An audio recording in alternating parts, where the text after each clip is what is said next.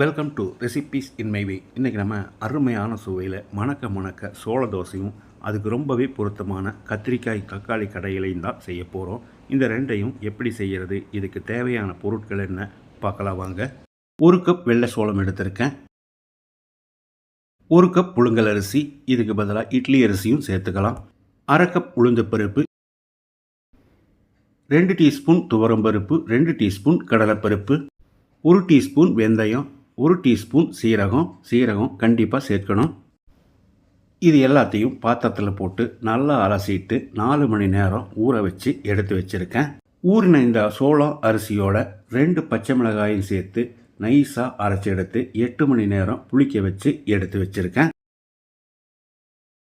மண் சட்டியில் 2 table spoon கடலை எண்ணெய் ஊற்றிக்கலாம். 1 டீஸ்பூன் கடுகு, 1 கொத்து கருவேப்பிலை, 100 கிராம் அளவுக்கு சின்ன வெங்காயம் நறுக்கினது, 2 வரமிளகாயையும் கிள்ளி போட்டுக்கலாம். கூடவே 2 பச்சை மிளகாய் நீளவாக்கில் நறுக்கினதையும் போட்டு ஒரு 2 நிமிஷம் நல்லா வதக்கி விட்டுடலாம். வரமிளகாயோ பச்சை மிளகாயோ உங்கள் விருப்பம் போல் சேர்த்துக்கோங்க, எது வேணாலும் சேர்த்துக்கலாம். வெங்காயம் செவக்கிற அளவுக்கு வதங்கிருச்சு. 200 கிராம் அளவுக்கு கத்திரிக்காயை நறுக்கி வச்சுருக்கேன், இதை போட்டுக்கலாம். இதில் நீங்கள் உருளைக்கிழங்கு சேர்க்கிறதா இருந்தால் ஒரு உருளைக்கிழங்கையும் நறுக்கி போட்டுக்கோங்க. கத்திரிக்காயை போட்டு ஒரு 2 நிமிஷம் நல்லா வதக்கி விடணும்.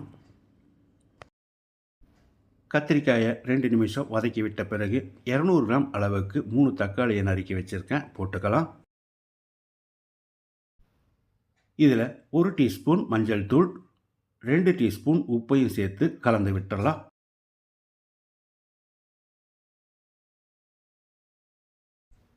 ஒரு கப் அளவுக்கு தண்ணி ஊற்றி மூடி வச்சு வேக விட்டுடலாம். ஒரு 10 நிமிஷம் வேகட்டும். கொஞ்சம் தண்ணி மாதிரி வேணும்னு நினச்சிங்கன்னா இன்னொரு 1/2 கப் தண்ணி சேர்த்துக்கோங்க. 10 நிமிஷம் வேக விட்டுருந்தோம். கத்திரிக்காய் தக்காளி எல்லாமே நல்லா வதங்கிருச்சு. இப்போ இதில் கொஞ்சமாக நறுக்கின மல்லி இலையும் போட்டு கலந்து விட்டுடலாம். இது கொஞ்சம் ஆறணும். நல்லா ஆறின பிறகு மத்தில் கடைஞ்சிக்கலாம்.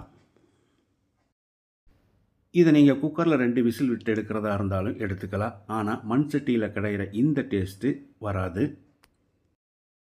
நல்லா கடைஞ்சிட்டோம். கொஞ்சமாக தண்ணி ஊற்றி கழுவி கலந்து விட்டுடலாம். இந்த தக்காளி கத்திரிக்காய் கடைகளுக்கு இனி 2 தோசை சாப்பிட்லாம் போல் இருக்கும். அந்தளவுக்கு டேஸ்ட்டாகவும் மணமாகவும் இருக்கும்.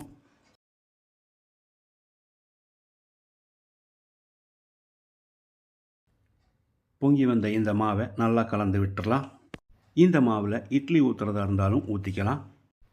நம்ம தோசை ஊற்ற போகிறதால கொஞ்சமாக மாவு தனியாக எடுத்துட்டு அதில் தேவையான அளவுக்கு தண்ணி ஊற்றி கலந்து விட்டு தோசை ஊற்றிடலாம். நான் ஏற்கனவே தோசைக்கல் காய வச்சுருக்கேன். கல்லுக்கு தகுந்த மாதிரி மாவு ஊற்றி தேய்ச்சி விட்டுடலாம். தேவையான அளவுக்கு எண்ணெய் ஊற்றிக்கோங்க. சோள தோசைங்கிறதால தோசை ஊற்றும் போதே நல்ல வாசனையாக இருக்கும். இப்போ இதை திருப்பி போட்டு எடுத்துடலாம். அருமையான சுவையில் கிராமத்து பாணியில் நான் செஞ்சுருக்கிற இந்த சோள தோசையும் அதுக்கு பொருத்தமான தக்காளி கத்திரிக்காய் கடையிலையும் இதே மாதிரி இதே அளவுகளோடு நீங்கள் செய்து பாருங்கள்.